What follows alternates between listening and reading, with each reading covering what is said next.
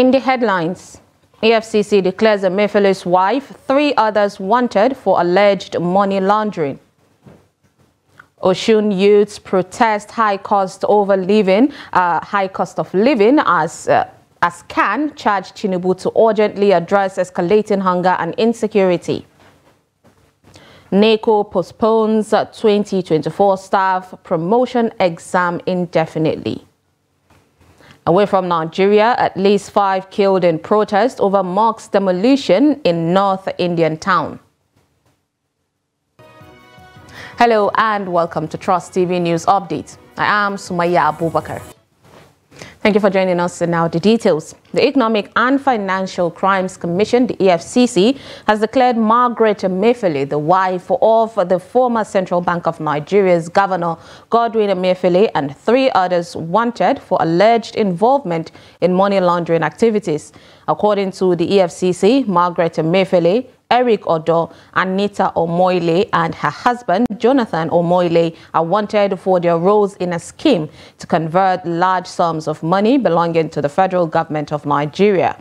The agency accuses them of committing offenses such as obtaining money by false pretenses, theft, and contravening Section 411, 287, and 314 of the Criminal Law of Lagos State.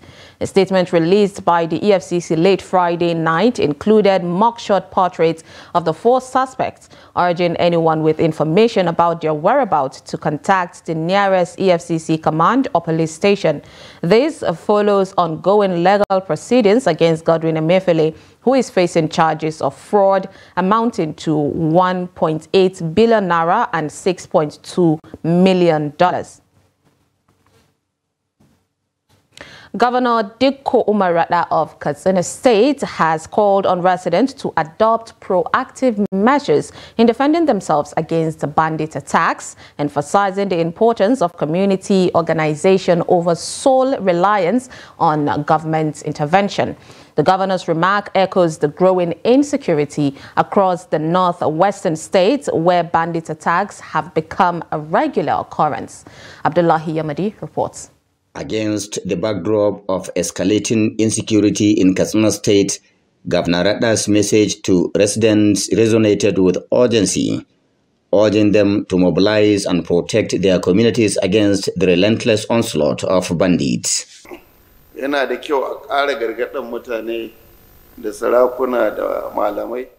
have observed that communities with robust security structures rarely fall prey to bandit attacks. The government stands ready to support and train any community willing to bolster its security measures. Proactivity is key in dealing with bandits. However, security experts cautioned against rash actions, highlighting Governor Rada's efforts while emphasizing the need for a measured approach to address insecurity. Well, that may not be maybe a way forward, because it is a fight between the community and the criminals. So if the government made it very clear that it can no longer afford, being the leader and the chief security in the state, that he can no longer be able to provide protection and security for the people, and advocated, it's just like making it a policy of one Katsina State opposition.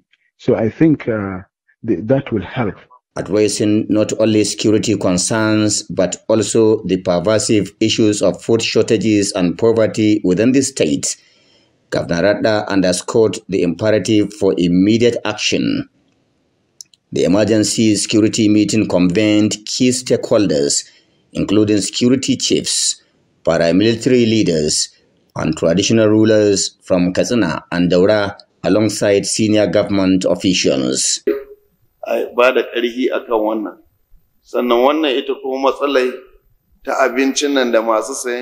This gathering aims to address the alarming rise in food prices in Katsina State.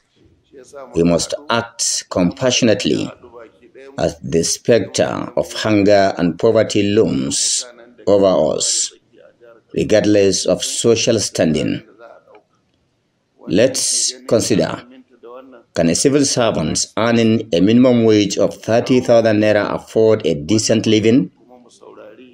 The disparity is glaring. Governor Radda hinted at the possibility of establishing a task force to tackle the soaring cost of food items, emphasizing the government's commitments to swift action in averting potential crises akin to those witnessed in other parts of the country.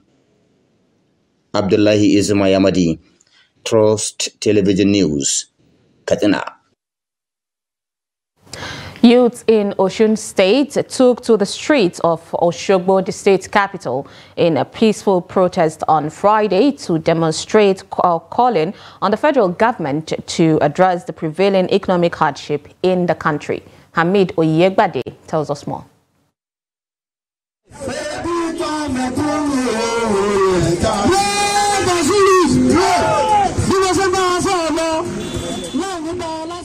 The protest in Osogbo is against the backdrop of the escalating economic challenges in the country.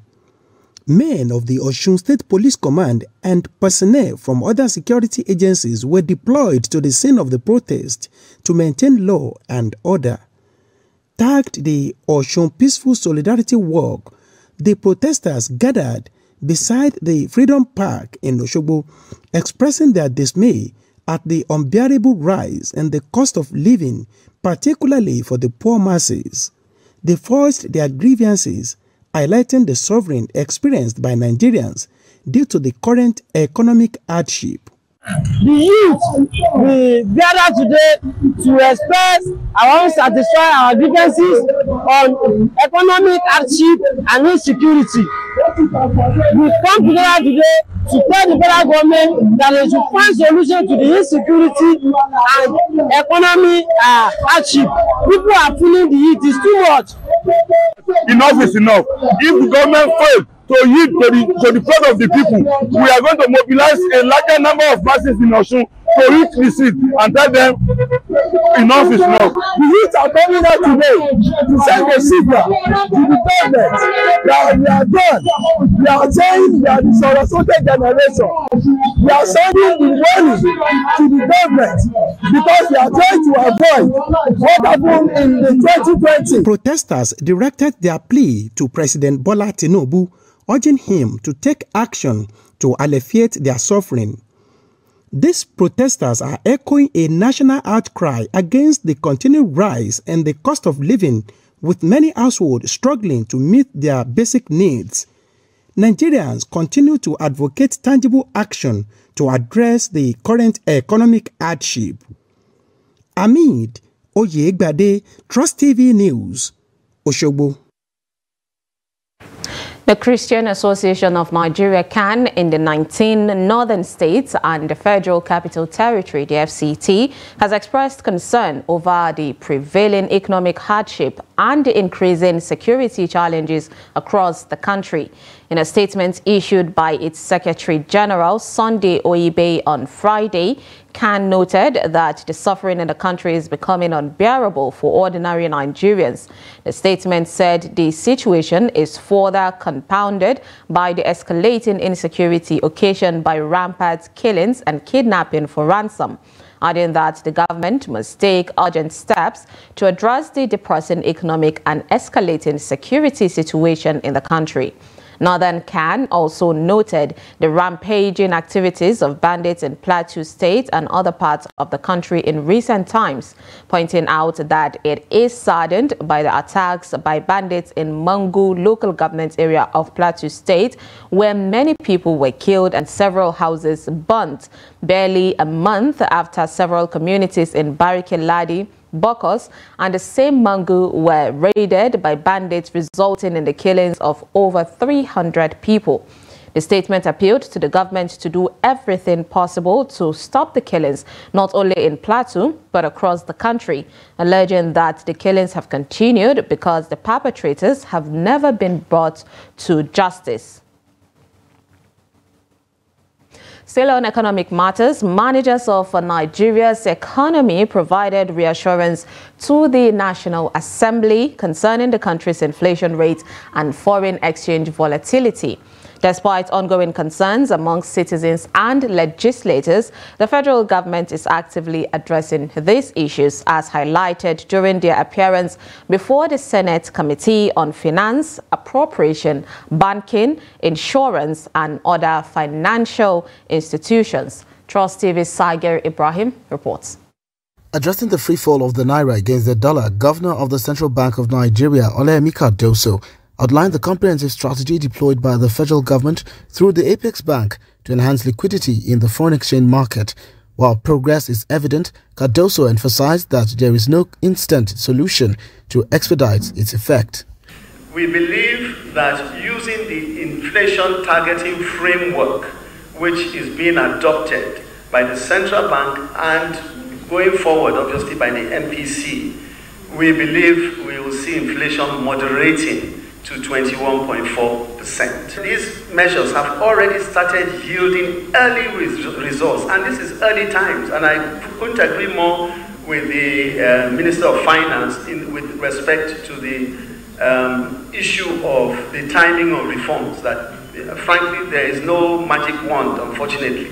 I mean, these are issues we've had to grapple with. They're created over a period of time, a long period of time, and all we can do is try to use techniques, tools which we believe are taking us in the direction and moderate the concerns that we've all heard today. Coordinating Minister of the Economy, Wale Edun, emphasized the short-term measures aimed at alleviating citizen suffering, while highlighting the medium and long-term reforms geared towards bolstering forex inflows and boosting economic production. In the short term, the commitment is to face the pain of Nigerians and to do everything that can be done to ease those pains. And of course, on the foreign exchange side, to achieve stability.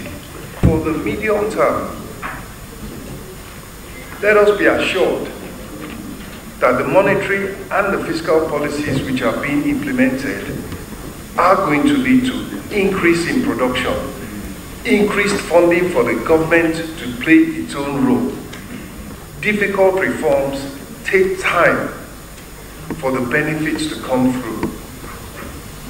And our duty is to ensure that in the short term we minimize the pains to the poor and the most vulnerable. Senator Abubakar Kyari, Minister of Agriculture and Food Security, addressed concerns regarding food security, acknowledging challenges such as prohibitive cost of fuel hindering plant support initiatives for the 2023 wet season cultivation. An exiting government, I don't want to say this much, but an exiting government did not plan to do the cultivation, wet season cultivation for 2023. I don't think there was any impact or any direct intervention by government against the 2023 cultivation. And that also impacted on the quantum of harvest that we had in 2023. Second phase of rice that we're just about to roll out now is being challenged as well in terms of oil, in terms of even inputs. Governor Cardoso reiterated the importance of reducing dependence on the dollar and foreign goods to stem the free fall of the naira against the US dollar and other foreign currency. Nigeria's economic team remains steadfast in their commitment to navigating challenges and fostering sustainable economic growth. From the Senate, Sager Ibrahim, Trust TV News, Abuja. You're watching News Update on Trust TV. Coming up, reactions trail declaration of Bauchi cleric on wanted list. Welcome back. If you're just joining us, this is News Update on Trust TV. Here's a recap of our top stories. We brought you EFCC declares Emefiele's wife, 3 others wanted for alleged money laundering. And Osun youth protest high cost of living as CAN charged Tinubu to urgently address escalating hunger and insecurity. Now, moving on to more stories, the National Examination Council, NECO, has indefinitely postponed the 2024 staff promotion examination. The examination, which was scheduled to hold on the 14th and 15th of February in Minna, Niger State, had generated reactions. The exam body had directed its staff members eligible for promotion to appear at its headquarters from January 13th, 2024 to January 15th, 2024.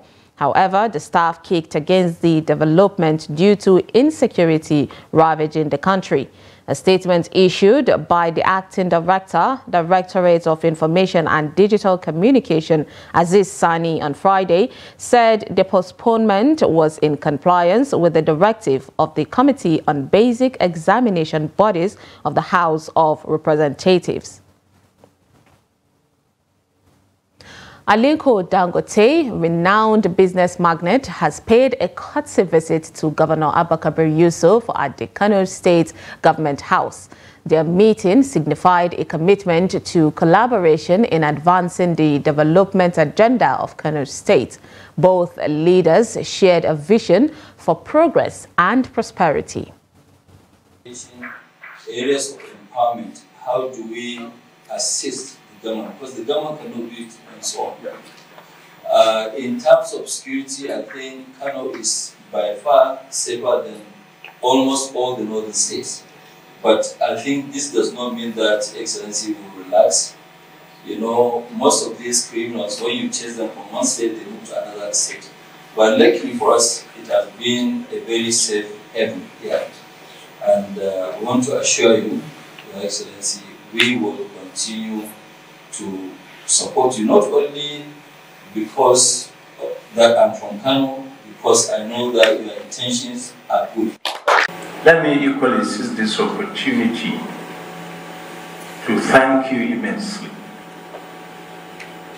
for your numerous contributions and assistance to the good people of the state, especially the vulnerable people, people that needs assistance. You have done a lot for the state in the areas of education, as you mentioned, but more specifically in the areas of health and human capital development.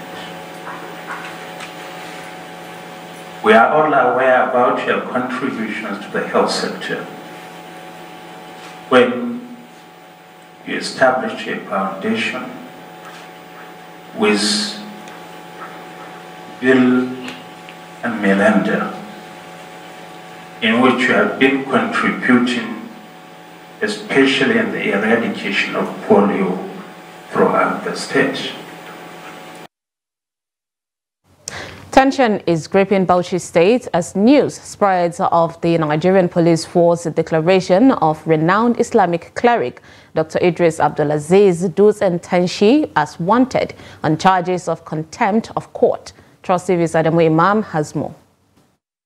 The announcement has sparked a wave of mixed reactions among residents, stirring a palpable sense of uncertainty and apprehension throughout the state. As details of the unfolding situation continue to emerge, the atmosphere remains charged with anticipation and unease. Prior to this development, unresolved issues between Imam Idris Abdulaziz and the state government had led to court charges and hearings. The situation took a new turn as the Nigerian police declared the renowned Islamic scholar wanted. In response, residents of the state expressed their concern over the matter. Politics, religion, cultural problem, orientation, our values. These are some of the compounding issues that lead to all this that is happening presently in our society. And I said, Mali, this issue with the police or with the governor of Bauchi State to be specific, it's just one out of 100. There are some shadow issues and there are physical issues that we can see them, we can feel them, we can hear them, we can even attest to them. And for the police to have declared, yes, they had a problem, they went to court, but again, as I understand this very well, the police keeps substituting the charges And I think the police should have carried out their investigation thoroughly before going to court. Advising police to overlook the issue. We are not saying they should not do the right thing, but if you have generic issue and it's going to escalate, there is a much possibility of the problem to escalate. So I think we should look upon multiple problems and start solving ones that we can be able to solve. Earlier in January, the Upper Sharia Court in Bauchi issued an arrest warrant after Imam Abdul Aziz failed to appear in person during subsequent court proceedings. Both the government prosecutor and the defendant counsel addressed the matter. That's on the ruling of the court earlier. They have filed a motion that they have appealed before the court of appeals. They filed it, but they have not moved it. It's not for the court to move it for them, and it's not for the prosecuting counsel to move the motion for them. We have adjourned. We have sent someone for him. Publicly, he mentioned to the police that he will not come. The court revoked the bail of the defendant erroneously. It did it on error because the principle is after serving a summon on the defendant, if the defendant was not found, the court has to resume sitting. The court had to be informed that the defendant was not served, then a substitute service had to be applied for. The defendant's lawyer revealed that the new charges mirrored those being tried at the Upper Sharia Court 1 Bauchi following his initial arraignment last April. Conversely, the State Council stated that the state was still prosecuting Imam Abdul Aziz due to his failure to move a motion regarding an alleged appeal filed before an appellate court in Jos. Adami Imam, Trust TV News, Bauchi.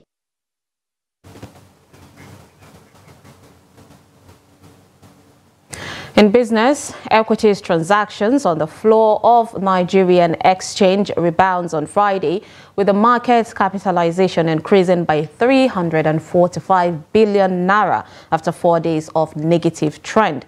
The upward performance was due to buying interest in Gerej, Zenith Bank and Guarantee Trust Holding Company. The market capitalization closed at 55.735 trillion naira compared to 55.390 trillion naira achieved the previous session.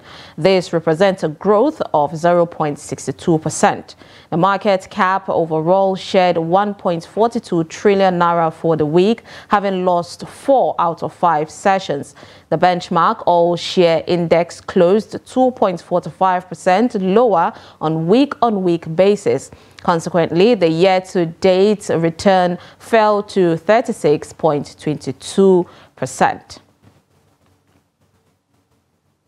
Away from Nigeria, at least 5 people have been killed and dozens of others injured during a protest sparked by the demolition of a mosque and a religious school in India, the latest in a spate of demolition targeting Muslim structures. Municipal authorities in Haldwani town in the northern state of Uttarakhand bulldozed the buildings, saying they had been built without permission. Police said Muslims touched vehicles and threw stones at them in protest that followed, prompting them to fire live ammunition and tear gas in response. A top police official in Uttarakhand on Friday said 5 people were killed in the protest but did not identify them. Dozens of others, including police officers, were wounded and been targeted or treated in various hospitals of the city.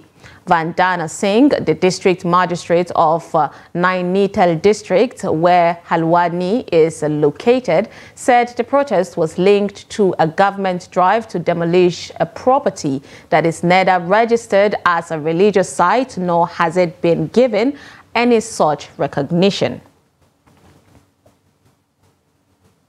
In sports, Nigeria's under-17 girls on Friday humiliated visiting Central African Republic CAR 6-0 in Abuja in their second-round, second-leg FIFA 2024 under-17 Women's World Cup qualifier. Chidi Harmony scored a hat-trick followed by Ojiyovi Kesiana lone goal and Karim Remonado also double to hand the World Cup 2024 bronze winners a dozen aggregate score against the CAR.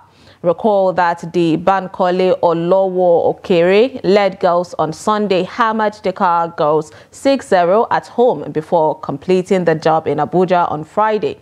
This year's FIFA Under-17 Women's World Cup finals will be staged in the Dominican Republic. And with that, we wrap up news update on Trust TV. Do not forget to follow us across all our social media platforms and join our YouTube live stream for news, programs, and documentaries. I am Sumaya Abubakar. Thanks for watching.